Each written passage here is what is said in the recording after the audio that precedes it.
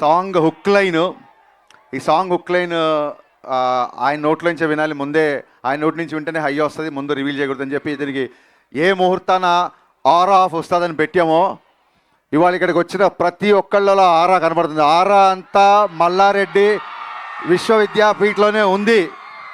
Thank you so much. నిజంగా Sunday కదా చాలా తక్కువ మంది వస్తారనుకున్నా, బట్ నేను ఎక్స్పెక్ట్ చేసినట్టు చాలా ఎక్కువ మంది వచ్చారు. Thank you so much. And ఈ ఆపర్చునిటీ ఇచ్చిన ఎంటైర్ మల్లారెడ్డి విశ్వవిద్యాపీఠ్ యాజమాన్యానికి, ప్రీతి రెడ్డి మ్యామ్కి మేము మనస్ఫూర్తిగా థ్యాంక్స్ చెప్పుకుంటున్నాం అండి. Thank you so much. సార్కి, శరత్ సార్కి మనస్ఫూర్తిగా థ్యాంక్స్ చెప్తున్నాం. థ్యాంక్ యూ సో మచ్ అండి. ఒక సినిమాలో ఒక సీన్లో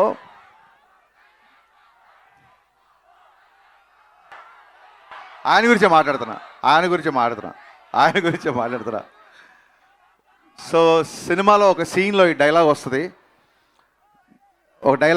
ఇదేంటంటే ఆ డైలాగ్ రాసే ముందు ఒక చిన్న నాలో ఉన్న ఆలోచన ఏంటంటే, ఒక 2 decades నుంచి కళ్యాణ్ గారి మేనరిజం చేస్తున్నారు, బట్ దీనికి ఒక వర్బల్ ఎక్స్ప్రెషన్ ఇస్తే బాగుంటుంది, ఇలా అనగానే ఒక మాట గుర్తుకు రావాలి డెఫినెట్గా అన్న థాట్ నుంచి ఆ డైలాగ్ వచ్చింది. ఆ డైలాగ్ వచ్చిన తర్వాత ఈ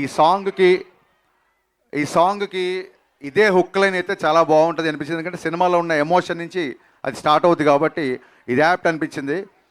ఈ హుక్ లైన్ చెప్పగానే ఫస్ట్ డిఎస్పి గారు ఎగిరి గంతేశారు. అసలు అంటే ఒక ఫిలాసఫీ చెప్తూ కూడా, ఒక మాస్ హుక్ లైన్తో కూడా ఒక ఫిలాసఫీ చెప్పొచ్చు అన్న టైప్లో ఆయన ఒక కాంప్లిమెంట్ ఇచ్చారు. ఆ తర్వాత ఆ ఆరాకి ఖచ్చితంగా ఆస్కార్ పెన్నే కావాలి అనిపించింది. ఇమ్మీడియట్గా మా బోసన్న దగ్గరికి వెళ్ళా. బోసన్నకి నాకు రిలేషన్ అసిస్టెంట్ డైరెక్టర్గా ఉన్నప్పటి నుంచి, నేను డైరెక్టర్ అవ్వక ముందు నుంచి నన్ను చూస్తున్నాడు. మళ్ళీ నాకు ఆటోగ్రాఫు, గబ్బర్ సింగ్ ఈ రోజులు గుర్తొచ్చాయి అన్న. కంటిన్యూగా అంటే సాంగ్ వచ్చేంత వరకు బోస్ గారు నేను హోటల్లో చెక్కిన్ అయ్యామంటే లిరిక్ పేపర్తోనే బయటికి వెళ్ళాం. ఇంకా హోటల్ విడిచిపెట్టి బయటికి వెళ్ళలేదు. నాకు తెలిసి ఒక 2-3 రోజులే కూర్చున్నాము. బట్ ఫస్ట్ డే ఒక 4 hours, సెకండ్ డే ఒక 8 hours సాంగ్ అయిపోయింది. యాక్చువల్గా ఫస్ట్ డేనే దేవి గారికి వినిపిద్దాం అనుకున్నాం, లేదు ఇంకొకసారి మళ్ళీ డబల్ చెక్ చేసుకుని ఆయనకు వినిపిద్దామని చెప్పి రెండో రోజు మళ్ళీ కూర్చొని మళ్ళీ కొన్ని లైన్లు యాడ్ చేసి అప్పుడు దేవి గారికి వినిపించాము. ఇది ఇప్పుడు కళ్యాణ్ గారి మీద నాకున్న ప్రేమ, అభిమానం, రెస్పెక్ట్ మీకు అందరికీ తెలుసు. బట్ ఈ సాంగ్కి ఏంటంటే ఇది ఒక అభిమానంతో వచ్చిన పాట కాదు, కంప్లీట్గా ఆయన లైఫ్ స్టైల్ని, ఆయన జర్నీని, అభిమానం కంటే ఎక్కువ కూడా ఒక అవగాహనతో వచ్చిన సాంగ్ ఇది. సో అంటే ప్రతి ఫ్యాన్ మనసులో తన గురించి ఏమనుకుంటాడో కళ్యాణ్ గారి వ్యక్తిత్వాన్ని యాజ్ ఇట్ ఈస్గా ప్రతిబింబిస్తూ ప్రతి లైన్, అంటే హీరోయిజం సాంగ్స్ రాస్తున్నప్పుడు ఏమవుతుందంటే ఒక లైన్ రాస్తే అది ఏ హీరోకైనా సూట్ అయ్యేలా ఉంటుంది యాక్చువల్గా, డెఫినెట్గా హీరో ఎలివేషన్స్ రాస్తున్నప్పుడు. బట్ ఈ పాట నేను ఇందాక ముందే వీడియోలో చెప్పినట్టు మీరు ఏ లైన్ విన్నా కళ్యాణ్ గారికి గుర్తొస్తారు. ఫర్ ఎగ్జాంపుల్ బోస్ గారు చెప్పినట్టు కళ్యాణ్ గారి జర్నీ అటు సినిమాలు కానీ అటు పాలిటిక్స్ కానీ అంత ఈజీగా రాలా, ఊరికే ఓవర్ నైట్లో వచ్చేలా. సో ఆ జర్నీ ఎంత కఠినం అని అందరికీ తెలుసు. సో దానికి సంబంధించిన లైన్, నా ఫేవరెట్ లైన్ ఏంటంటే, మెత్తని మట్టిలో మొలిచిన మొలకవు కాదోయ్ నువ్వు, బండరాళ్లను బద్దలు కొట్టిన మొండి మొక్కవు నువ్వు. ఈ లైన్ నాకు నా ఫేవరెట్ లైన్. అంటే ప్రతి లైన్ నా ఫేవరెట్ లైన్సే లిరిక్స్లో ఉన్నాయి, బట్ ఎక్కువగా హత్తుకునే లైన్ ఇది.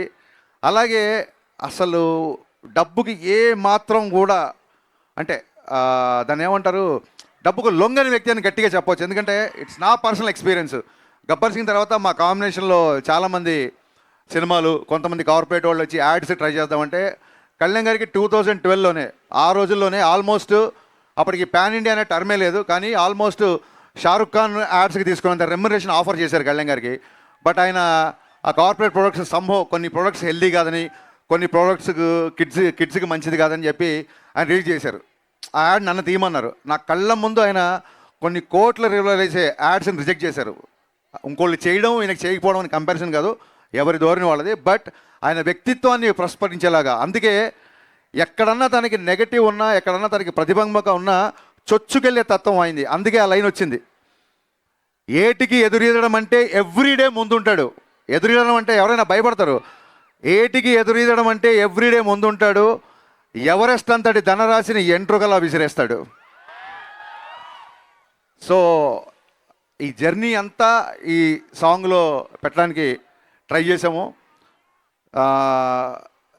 లాస్ట్ టైం సాంగ్ రిలీజ్ అప్పుడు చెప్పినట్టే మళ్ళీ డిఎస్పి గారు పాట పెట్టలేదు, ప్రాణం పెట్టారు ఈ పాటకి. ఆయన నేను ఆల్మోస్ట్ ఒక 1 వీక్ 10 days, నాకు తెలిసి ఈ పాటకు స్పెండ్ చేసిన టైం మనం ఏ సాంగ్కి స్పెండ్ చేయలేదు. చాలా రోజులు నేను ఒక 5-6 సార్లు ఈ పాటకి చెన్నై వెళ్ళాల్సి వచ్చింది. ఆయన కొన్నిసార్లు బాగా వచ్చిందంటే ఓకే అన్నప్పుడు కాదు కదా ఇంకా బెటర్గా చేస్తాను, కొన్నిసార్లు సార్ ఇది ఎక్కువ బీజం ఏదో మార్చాలని. ఈ సాంగ్కైనా తర్జన భర్జనలు మామూలు విషయం కాదు, but we're seeing the result today. Thank you sir. అంటే మీరందరూ కళ్యాణ్ గారికి రిలీజ్ అప్పుడు పాలాభిషేకం చేస్తారు కదా, దేవి గారు పాటాభిషేకం చేశారు, కళ్యాణ్ గారికి పాటాభిషేకం చేశారు ఈ పాటతో. అలాగే మా బోస్ గారు తన ఇంకుతో ఈ పాటకి అన్న శిరాభిషేకం చేసావు నీ శిరాతో, అందుకే ఈ పాట ఇలా వచ్చింది. Thank you so much. ఎక్కడికి వెళ్ళిన అడుగుతున్నారు ఉస్తాద్ భగత్ సింగ్ ఎలా ఉంటుంది. Now it's high time, release దగ్గర పడుతుంది. March 26 సినిమా రిలీజ్ అవుతుంది.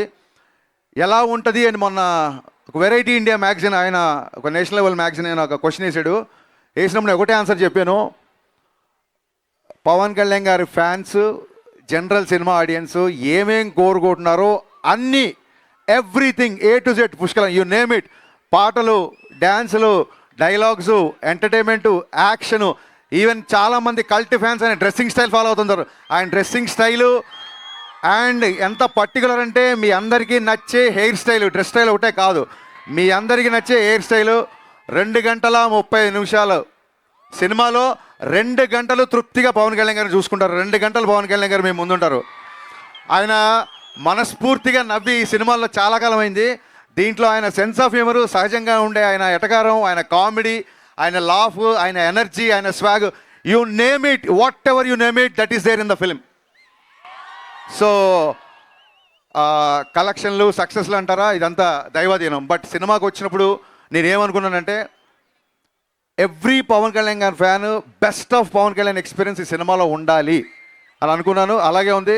కళ్యాణ్ గారు లాస్ట్ సినిమా చెప్పినట్టు కళ్యాణ్ గారు ప్రాణం పెట్టి పనిచేశారు ఈ సినిమాకి.